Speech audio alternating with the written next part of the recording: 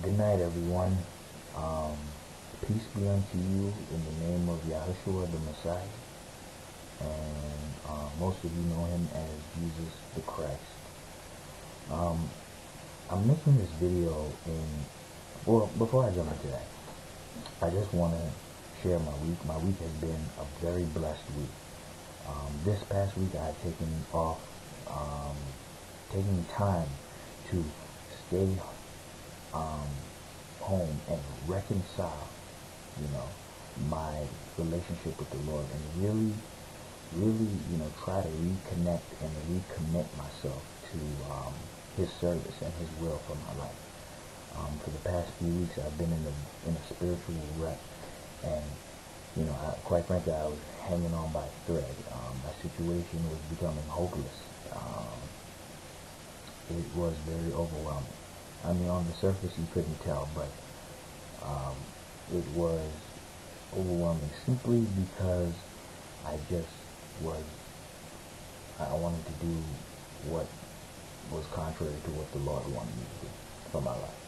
I was low. I was doing some low things. I won't even bring them up because some of them are just so low. But I needed this week to work out my salvation, trembling and in fear. Because not even simply because of the fact that we're living in immense, times. We're living in some times that are very serious and very solemn, and but not only just because of that, but just because of the separation that I was feeling with the Father. I separated myself, and it was really taking a toll on just every single area of my life. And I needed that time. I missed a few days from school, but I believe it was worth it, because let's be real. What does it profit if I gain the whole world and my soul is, hanging in the balance or something? I needed that. And this week was just blessed for me. It was very blessed. And one of the things that really blessed me this week is how the Lord kept, Calvary at the beginning of the week that I consecrated to just Him, and then at the end of the week, He always kept Calvary, right at the beginning and at the very end, and that's beautiful. I didn't plan it to be that way, but even last night I'm laying in my bed and I can't sleep because all that's on my mind is I just have this longing, to be in His presence, to see Him, to be for me where He was, and it was overwhelming. I haven't felt a feeling like that in a very long time. I don't know if I ever really felt it that strong before, but it was amazing. And then this morning, a thought came to me. I believe it came from above, because I never really thought about it before. The thought was that the Messiah died twice. And I put it on my Facebook status, and one of my friends commented, and he said, what do you mean by that? And I was just like, I was getting ready to try to answer, but I was like, you know what? Before I try to answer him, let me look into this a little bit more, because to be quite frank, I didn't even really fully understand what that meant myself, because, it's just so deep. It's just that deep. And I'm looking into it, I'm praying about it, I'm meditating on it, I'm just trying to understand what that means, because that was, I believe that was inspired. And it really became clear to me what that meant. Now, in Christianity, in Christendom today, most people use, the phrase, some people treat it as a cliche, but everyone in Christianity knows and uses the phrase that the Messiah, the Savior, bore the penalty that we should have suffered. The suffering that we should have had, what we should have what we should have, went through, he went through it for us. You know what I mean? That's what we need. And it's just like, when I hear people say that, most times they equate that merely to just him dying on the cross, and it just stops right there. Like, it's just, he died on the cross, and that was the penalty that he suffered on our behalf that we should have suffered. And that's what makes him so good. And it's just like you stop right there, and it's just to do that is, it's like you completely missed the boat, because you know what I'm saying? Because to do that, you haven't even scratched the surface of what he really did on Calvary. What really went down. I mean, in the past, there was some reformers and some, very pious men that lost their lives, that sealed their fate in blood, in their own blood. You know what I mean? For the faith. They were killed. I mean, they were annihilated in some of the most gruesome and horrific ways. I mean, some of the ways are just so bad and just cruel that they're not even listed in the records, you know what I mean? And these people were crucified. I mean, one of them, Peter, he was crucified. But see, he had this theory. He was like, well, I mean, you want to crucify me? That's cool, crucify me. But I want to be, you see that cross, just turn it upside down, because, I don't really want to be crucified in the same way the Messiah was, because his conclusion was, well, the Messiah is higher than me, and I'm not even worthy. He felt that he wasn't even worthy to be crucified in the same manner that his Lord was. So he actually requested to be crucified upside down. You got people making requests, like, I'll take 2 crosses in the side of, you know what I'm saying? It's like, are you kidding me? But yeah, you have to be at peace in your mind in order to do some things like that. You know what I mean? And that's the thing. A lot of these reformers were at perfect peace before they died. They were like John Calvin. I read about him like some years back, and it was like he was talking about like how men, like they were about to stone him. They had like cinder blocks, like big cinder, and they was about to throw them at his body, and he said that he was just at peace, and he was just ready and content with being able to die on behalf of him standing up for who he knew to be true, in the name of the Lord, in the name of the Messiah. And it's just like, wow, how do you have peace at a moment like that? It's just like, and then what's even more interesting is, look at the contrast. Here you have these people over here, right? They're about to die. And some of those methods that they used were, I mean, I'm not even gonna, just go on Google and type in torture during the Dark Ages or during the Inquisition, and you will see some horrific things. And there's people that are perfect peace with that, right? And then here you have the Messiah, who is in agony. I mean, sheer agony. I mean, remember when he was walking into the Garden of Gethsemane, and he's hunched over and he's saying, my soul is sorrowful unto death.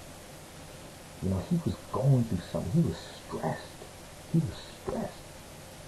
And it's just like, no one would ever have the audacity to say that these men who were facing these, harsh, disgusting, despicable torture methods, nobody would ever say that these men were more bold than the Messiah. You know what I'm saying? Something more than just dying on a cross was stressing him out.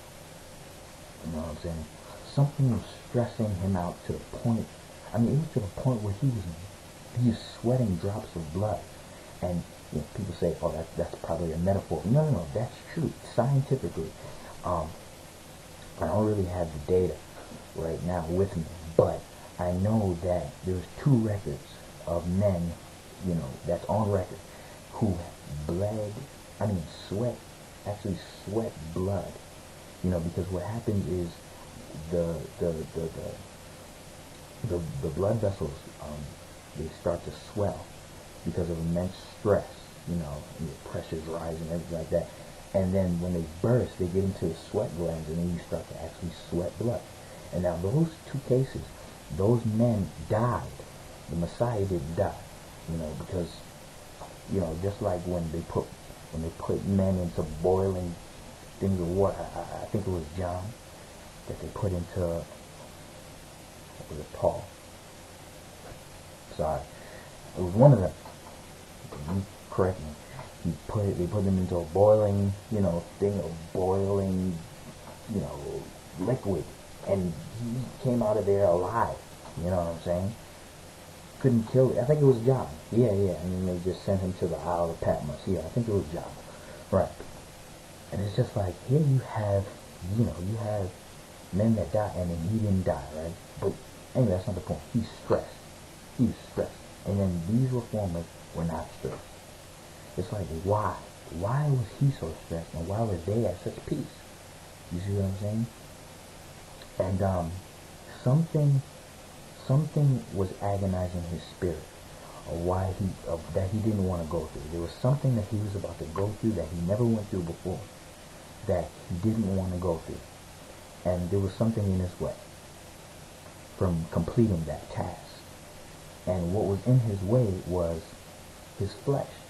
You see? Remember how when he went to Peter, I don't remember it precisely, and you have to forgive me, it's late, it's like 4 o'clock in the morning, my mind is just everywhere. But I remember he said to Peter, I think it was when the last time he spoke to him, before Judas betrayed him, he told him a few things, but one of the things he told him, he said, the spirit is willing, but the flesh is weak. You see? And it's just like, at that point in time, he was ready. His mind was ready to do this. But he felt the weakness because, yes, he's sovereign. Yes, he is every aspect of the word divine. However, he felt the way we feel, and he had the same body that we have. You see what I'm saying? Because he was a man nonetheless. And the interesting thing is, Paul talks about in Romans chapter 7, like towards the end, I believe it's in verse 20, like the 20s, and he talks about the spirit of the mind warring with the flesh. The things that he wants to do, he doesn't do. The things that he doesn't want to do, he does. That was happening. Remember when he prayed to the Father, he was like, Lord, if this possible, let this cup pass from me. Because that's what his flesh was. It was like, I don't want to do this. I don't want to go through this. But then what did he say? He said, nevertheless, not my will, but your will be done. And he prayed that prayer. He prayed that prayer, and he meant that prayer. And at that point in time, what happened? He died to the flesh. At that point in time. Look at Romans. Romans chapter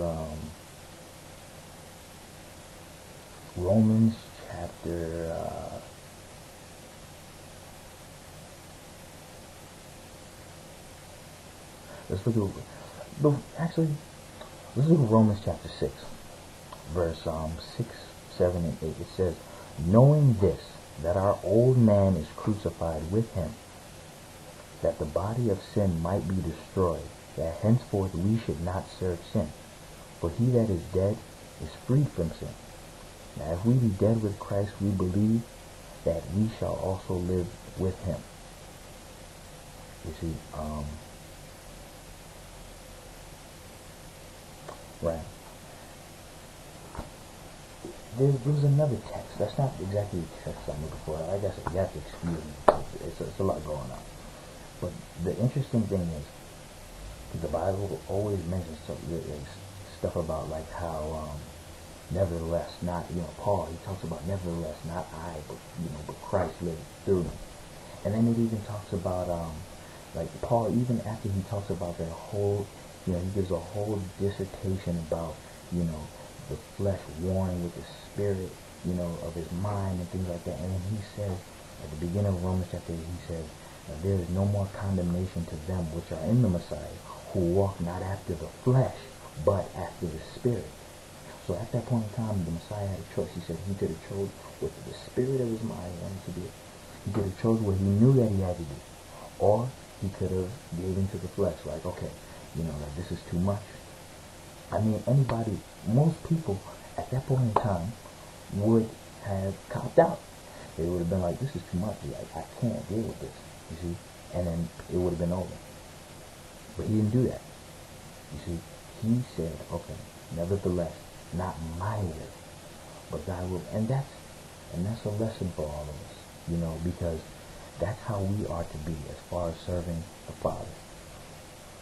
But it's like the big question here is, what exactly was it that had him in such agony?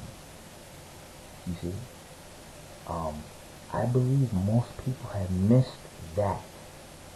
Because if most people got that, they wouldn't come to the crazy conclusion that they do.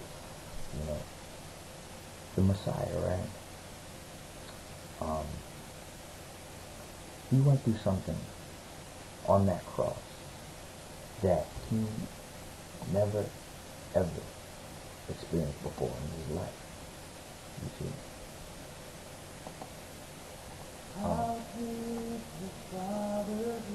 The interesting thing is, when the Messiah was dying on the cross, he was hanging on the cross, inspiration says that the Father began withdrawing himself from the Messiah. You see, remember when he was hanging there? What did he say? He said, Father, why have you forsaken me? You see? He said, why have you forsaken me? Imagine that. You have this great relationship with your Father. Never a moment without him your whole life. From birth till then. And then he turns his face as if he doesn't even know you. You see what I'm saying? Because when the Father was looking at the Messiah, he saw sin. He saw in him, at that point, every sin that I did, every sin that you did, that we said, Lord, please wash me from this with your blood. Wash me clean. Forgive me for this. Every time that we've done that, he saw every one of those sins in his Son, as if he did them himself. And then he turns his face away. He turns his face away from the Father. I can't even imagine what the Messiah felt when that happened. I can't even imagine what that must have felt like. Alright. Just to give an idea, not saying that this will explain how it must have felt, but just so we can at least try to wrap our minds around the idea, the concept of it. Imagine, like you're in an alley, right? You're in an alley, and you are getting beat. Like there's a bunch of hoodlums around you, and they're beating you down. They're stomping your head into the ground. Dudes is they got crowbar, they're trying to kill you. They're trying to kill you. You see what I'm saying? They are. You got brothers. There's a brother over here. There's a fence, and he's just. I'm trying to envision all this. He's trying to rip a piece of steel off from the fence. You know what I'm saying? Because he's trying to finish you. You see what I'm saying? And you see your own pool of blood, and you're laying on the ground, and then in the corner of your eye, you look down the alley. Right at the end of the alley, and then you see a familiar face. You're like, wait a minute, I know who that is. And then you see, it's your father. You see what I'm saying? You see your father, and he turns while he's walking. You know what I'm saying? He's walking and he turns and he sees you, and you see him, and y'all both see each other. You know what I'm saying? Your eyes connect, and you know. Then the next thing you know, your father. You know, you got your man over here. You know, the pipe he's twisting that drum, flipping it. It's getting loose. You see what I'm saying? And then, like, you know, he's about to finish you off. He's about to finish you off. Like, and then your father, you see him, and then he just turns away, and he just keeps it moving. He just keeps it moving like he never even saw you, like he never even knew you. Like y'all never had a relationship, like you weren't even his son. Like you weren't nothing to him. Like you were just some hoodlum in the street that had what he had coming to him. You know? That you deserved that. And that he didn't care. That's about the closest thing I could even try to think of to try to even compare to what the son must have went through on the cross when his father turned his face away. And the amazing thing is, he did that for us because at the end of time, remember how the Messiah talked about how many are going to come to him saying, Lord, Lord, haven't we done this and that and this in your name and such and such? And then he's going to look at them like,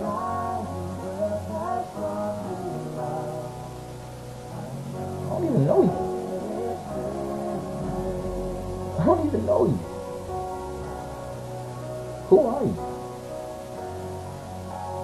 And he's going to turn his face away. You see what I'm saying? There's going to be two groups of people. There's going to be people who are dwelling with the people, who are dwelling with the Father and with the Son. They're going to be dwelling in the kingdom. And then on the outside of the kingdom, there's going to be those who are going to say, Lord, Lord, haven't we? And he's going to do the same thing that the Father did to the Messiah when he was on the cross. He's going to turn his face. I mean, I don't know what the Messiah felt like at that moment. I could never imagine.